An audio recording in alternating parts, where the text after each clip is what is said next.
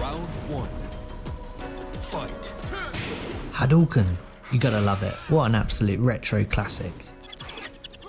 What's that? What do you mean wrong franchise? Sorry guys, it appears I've made it... Hang on. Wait, okay, now I'm confused. Well, luckily, Tekken 7's story mode explores the Mishima saga, filling in narrative from the entire Tekken series. If you're unfamiliar with the lovely Mishima family, just think the Kardashians, but with less fighting. Oh, and this is a challenge run. Why not try and beat this one-on-one fighting game without the use of any directional buttons? That sounds like a good idea, yes? A gamer version of a fist fight with both hands tied behind your back. So the question is always the same. Can you beat Tekken 7 without moving? Just quickly before we get stuck in, your comments, likes and subs mean the world to me as I try and climb this channel up YouTube's slippery slope. Thank you, play over.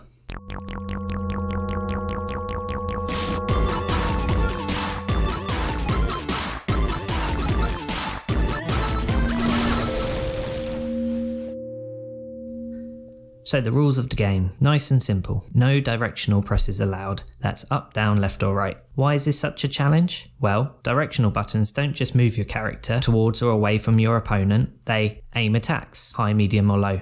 Stand your character up or roll them when you get knocked down. Dodge, block, etc, etc, etc. Yeah, there's quite a few things we'll be unable to do. This is going to be interesting. To complete the run, we need to reach the epilogue of the Mishima saga, and that's it. So with the rules clarified, fight.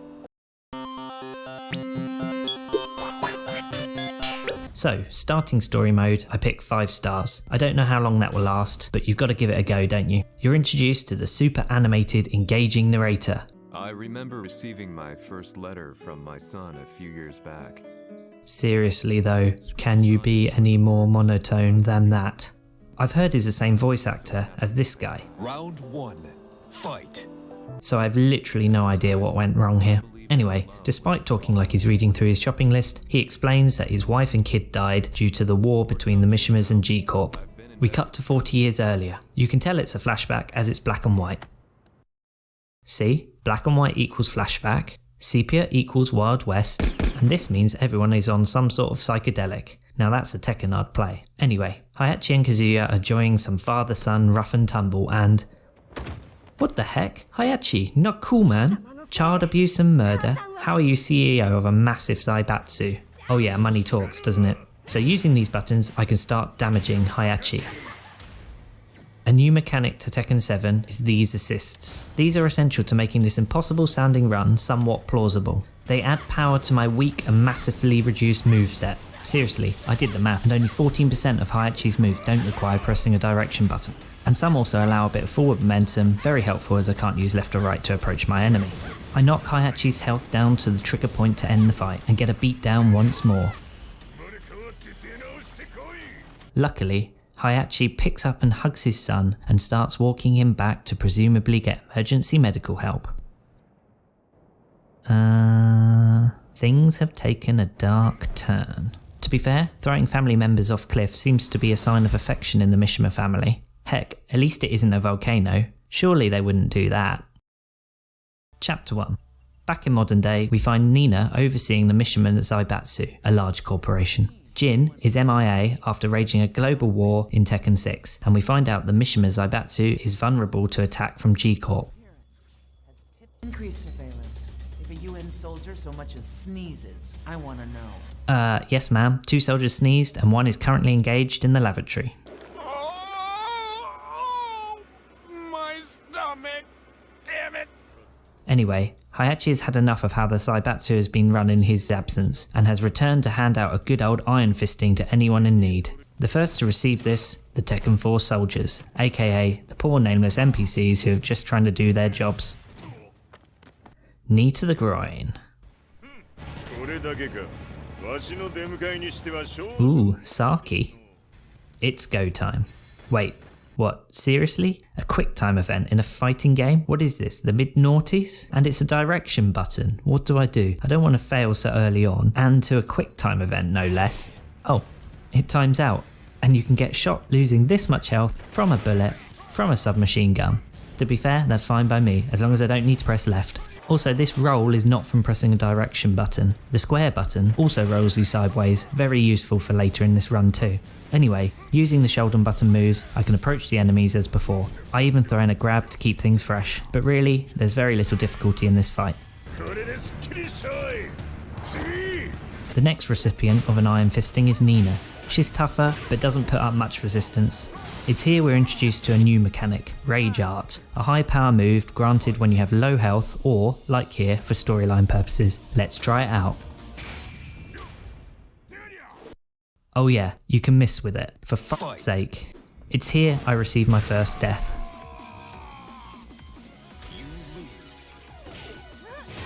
And second. But the third time's a charm. I land the Rage Art, which gives me a solid foundation to go on, and slap this woman to the floor. Great success. Oh crikey. So back in charge of a failing organisation in the wake of a war, Hayachi's first move is... put on a fighting contest. Right. Okay, Dana Mishima, it's your call, mate. Okay, bruh. Why on earth would you want to hold a tournament now? My thoughts exactly. Chapter 2. Flashing back to Tekken 5, we discover the cause of the war between the Mishima Haibatsu and G-Corp. G-Corp, the perceived good guys, attacked Kazuya and Hayachi with a bunch of jacks. First, we have to take some down with Kazuya, then Hayachi. No issues in this fight. Completely against character, Kazuya throws Hayachi under the jacks, and Hayachi gets obliterated, although we already know he somehow survives. Chapter 3. Hayachi heads off to Italy with Nina. No, not like that. Geez, not like that either. This is not how consent works, kids. No, he goes to find Claudio, an exorcist, and high jump champion, who can help him find Jin, because of Jin's devil genes. Claudio isn't keen. Cue a fight. Now this is the first real challenge of the run. Claudio, the little cheater, has range attacks which I can't dodge. He also always starts the fight with this move, putting me on the back foot straight away. I die a lot. I come close with a Rage Art, but Claudio beats me to the punch. I check the move list to see if there's any good combos that I can use without direction buttons. There's not. I come close a couple of times, but no, I need to drop to 3 stars. I spent over an hour on this fight and not even made it to phase 2. Even on 3 stars it's tough, and I die several more times before finally beating phase 1. Claudio starts phase 2 with Rage Art and hits me with it for big damage. This, however, gives me rage, and I take Claudio out with it on my first attempt, providing Hayachi with an ally. Chapter 4. With Jin hiding in the Middle East, our crew plans to find him to talk him around.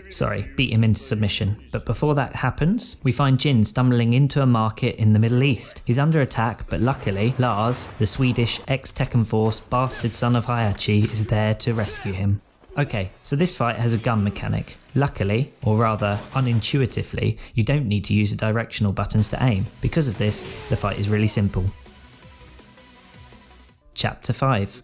How many direction presses required in this one? Well, there's no fights at all in this chapter, so an easy one here. We just discovered that the year Hayachi took control of the Mishima Zaibatsu was the same year his wife Kazumi died and his son fell from a cliff. Not at all suspicious. Cut to Lee trying to fix up Alyssa, Dr. Boskonovich's real doll android, by taking her head. Not sure why he wants that. Missing her memory, she attacks. She starts off on the offence. Luckily, it's a mid-attack. Pressing nothing blocks her. Pound her for a bit and we go into round 2. She's still no trouble, and this battle is successfully completed on my first try. She gets some of her memory back. You hit the nail on the head with that character description there, love. Chapter 7. With some memories back, Lee offers to take Alyssa to her close companion Lars, but before they leave, Tekken Force attack. Not those guys again. Great gag, Lee. Alyssa is up in this battle against the goons. This time, we start with an attack which is a pleasant change. Alyssa possesses some odd moves. This low-high combo is especially good, but the fight itself is relatively simple and another first-time victory. Lee mansplains toxic masculinity, and in an act of passive aggression, Alyssa retorts by calling him Roger. Phase 2 is tougher. The gunshots are annoying, but this knee kick was good at closing the gap between characters. I still managed to take out the Tekken 4 soldiers on my first try. Seriously, it's Lee. With Tekken Force failing in their assault, Nina steps up. But first, Chapter 8. A mysterious stranger enters the Hojo where Heihachi is meditating. Can you guess where this is going?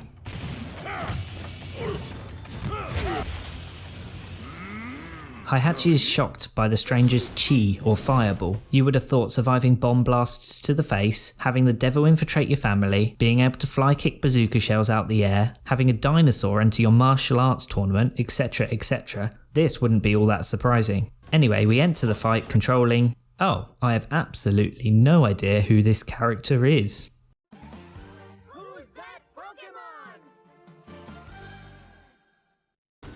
It's a tough fight. Heihachi's attacks are strong and consistent. A couple of deaths later, I get Heihachi against a wall and can cheese some fast punch combos. The duo are ambushed by some more jacks, but both are confused who sent them. United against the jacks, we take control of Heihachi to take them out. The jacks are aggressive, but not particularly powerful. This attack looks bad, but hardly does any damage. Take out 4 jacks to end phase 1.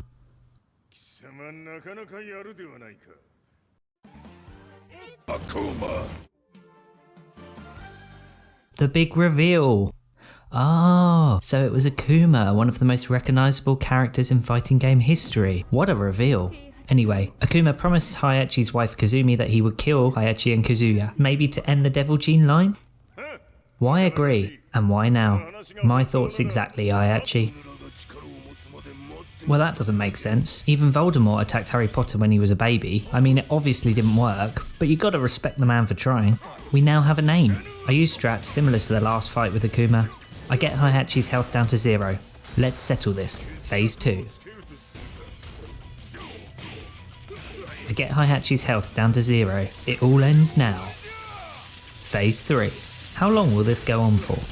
Another quick time event, this time it's not a direction button. I hit R1 and...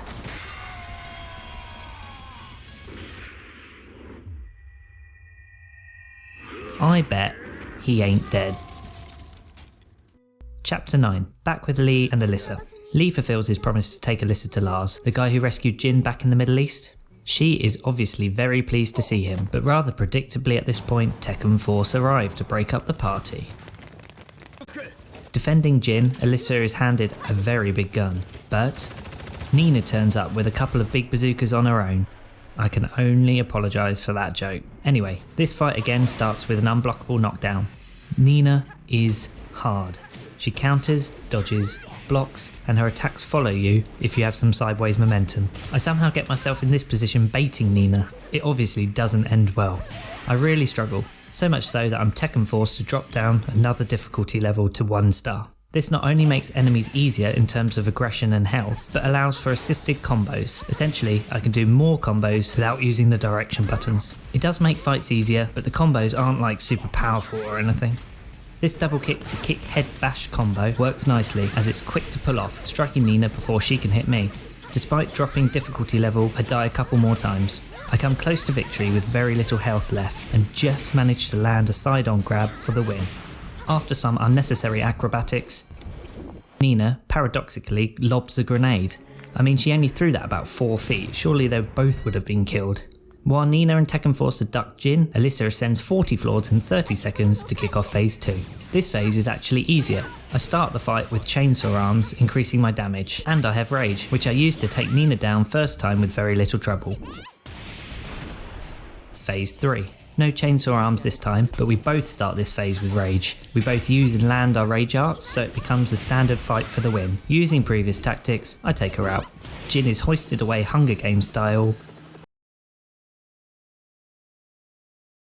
but yay Lee! Lee blows up the facility with Nina in it, but doubt there was any point in that as everyone seems to be Terminator in this game. Chapter 10.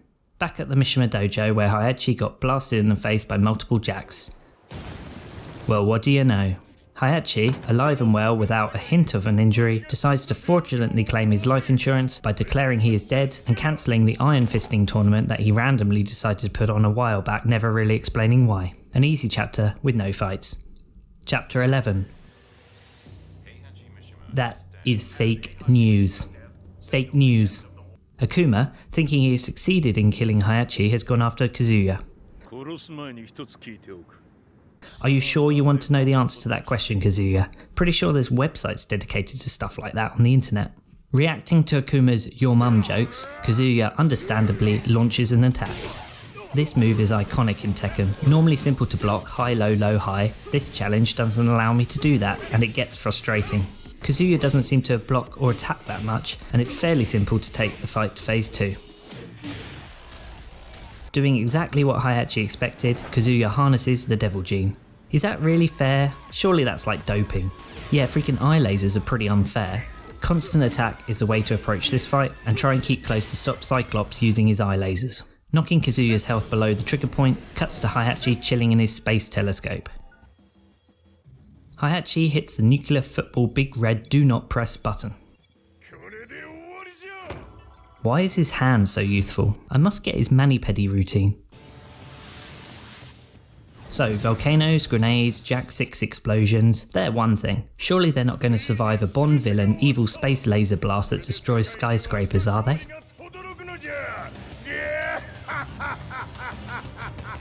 Wow, that's an impressive evil laugh. Chapter 12. The demon on screen was unlike. And that's satire. Yeah, so apparently a space laser is no match for Devil Kazuya. So ends the last chapter containing no fights. Just 2 more chapters to complete to win this challenge. Chapter 13. Hayachi gets some serious rage. Don't you hate it when you accidentally smash your phone screen? And then we get to explore what happened between Hayachi and his wife Kazumi. That Heihachi had agreed to meet me. It's your classic romantic Shakespearean love story. Star-crossed lovers meet, train in martial arts, fall in love, have a baby, try to kill each other. Standard stuff really. Kazumi transforms into a devil creature. A little bit of an understatement there, Hayachi. This fight is another with a knockdown to start the fight, and it is tough. She has invincible frames, she can fly, she has lasers, and she has a freaking tiger that attacks you, including from behind. Of course, I die multiple times. I use this punch a lot as it covers a lot of horizontal ground. She can block it, but I can also counter her attacks with this move. She drives my health right down. After a trio of blocks, I find a second strat. Quick left-handed punches stops Kazumi attacking while slowly draining her health. It's enough to draw out the final scene. I panic as she is immune to my attacks, but I'm saved by this beautiful quick time event. I think that's probably the first time in history that that phrase has ever been used. And with that, Kazumi is dead. Oh, to be fair, I really shouldn't be surprised at this stage of the game. Hayachi delivers his infamous Iron Fist, and Kazumi really is dead. Kazumi.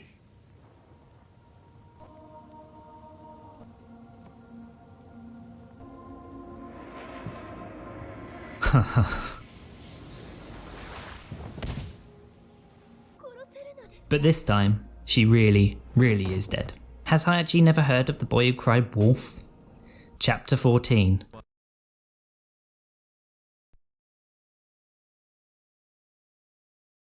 Did you drop Kazuya off a cliff?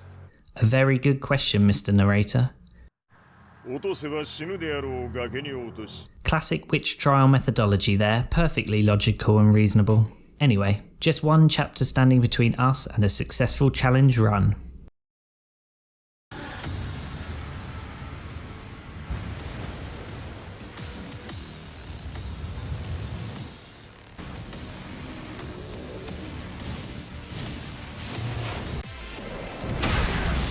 The power of both men damages both of us, but Kazuya is first to his feet and stomps on Hayachi's. Wang Jinrei isn't in Tekken 7 actually, is he? Sorry, random thought there.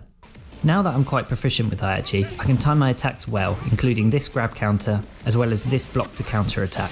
If you can trap Kazuya against a wall, you can inflict a lot of damage quickly and efficiently. It's tough and I die a handful of times, but eventually I get Kazuya's health down to 0. Kazuya harnesses his inner Saruman, so in phase 2 we're up against Devil Kazuya. Of course, we get zapped at the start, putting us on the back foot. Then, Kazuya spams this move 7 times. 7. I can't avoid it by standing or rolling. I can't close the gap between Kazuya and Heihachi quick enough. Look at our health bar differences. This is going to be an uphill battle. No avoiding this death. Luckily, restarting the fight continues from phase 2, meaning I don't have to replay the first part of the fight. Thank God.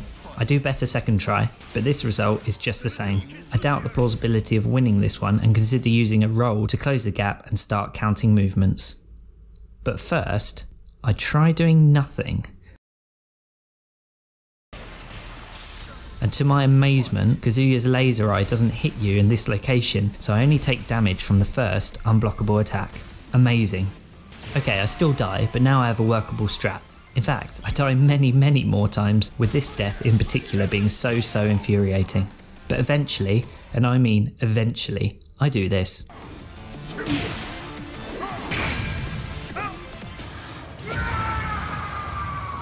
Phase 2 down. With Kazuya going full on Beelzebub, we kick off phase 3. The start of phase 3 isn't as punishing as the start of phase 2, so I get straight into chipping away at Kazuya's health bar. Again, I get tantalisingly close, but manage to win the phase 3 battle on only my 3rd attempt.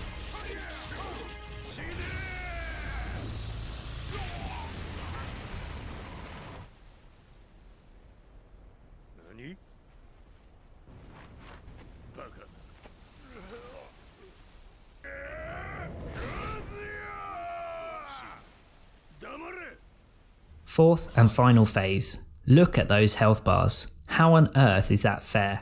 Well, Heihachi has some serious adrenaline pumping through him, and fortunately Kazuya's attacks don't have the oomph they had in previous phases. It's a fairer fight than the health bars suggest. That being said, at half health he does get a health boost and rage, and hits me with his rage art, absolutely annihilating me. Yet another hard fought close call. At approximately 5% health, Kazuya gives himself the second health boost and rage of the fight, but it doesn't matter as the absolute tank Heihachi puts on an absolute turn, and I get the hallowed R1 prompt to end this once and for all. The pair tear lumps out of each other, and Heihachi finally succumbs to Kazuya's power. Well, I guess what goes around comes around. And it's Heihachi's turn to be launched off a cliff, this time into lava. Can't wait to see how he escapes that in Tekken 8. So a happy ending, I think, except I guess the devil is now marauding around Earth without anyone able to stop him. Maybe the epilogue would clear this up. やはり G 社は戦争を止める気はないようだ。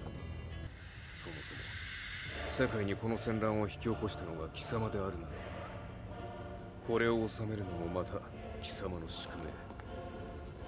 デビルの力を持つ者として、和也は俺が殺す。Oh yeah, so Jin is still alive and kicking. So really there are 2 devil people marauding the earth. The Mishima Saga was supposed to clear up the story and timeline of the entire Tekken series. I'm not sure if that was the eventual outcome. And, just like the Tekken story, this video has a development right when you thought it was over. Yes, completing the story unlocks a special chapter. This special chapter addresses the other gaping plot hole unaddressed at the conclusion of the game, Akuma and his promise to Kazumi to kill Kazuya. My poor head. まだ終わらぬ。うぬの命果てるまで。 That trash talk is basically, I know you are, but what am I? So Akuma is brutal, and the fight isn't that much easier on 1 star. You need to know his patterns, when to attack, and when to dodge and block. I die here more than any other fight, seriously questioning if this is plausible. One time, I get Akuma down to a sliver of health. We both get rage, 1 R1 button press is all that separates me from victory, and...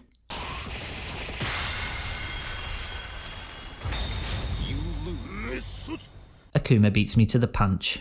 Fighting games are infuriating, that's just a fact. But this was the most enraging, annoying moment ever. I continue the grind and get back to a similar position. This time, however,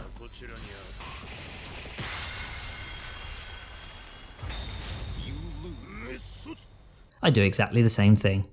At this point, I'm ready to give up, but I discover a lifeline on a Tekken forum. Pressing left kick and right kick together does this, and pressing it twice does this. No direction buttons required.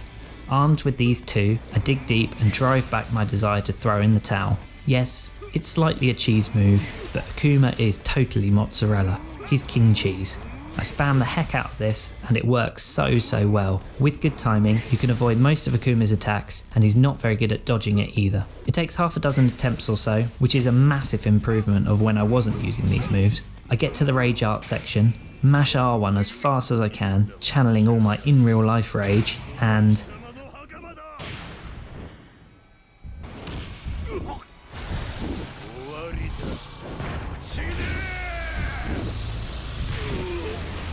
I get my rage art off before Akuma.